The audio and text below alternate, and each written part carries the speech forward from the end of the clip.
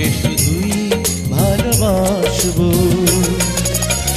যুগে যুগে বারে বারে জন্ম নিয়ে তোমারই কাছে আমি আসবো।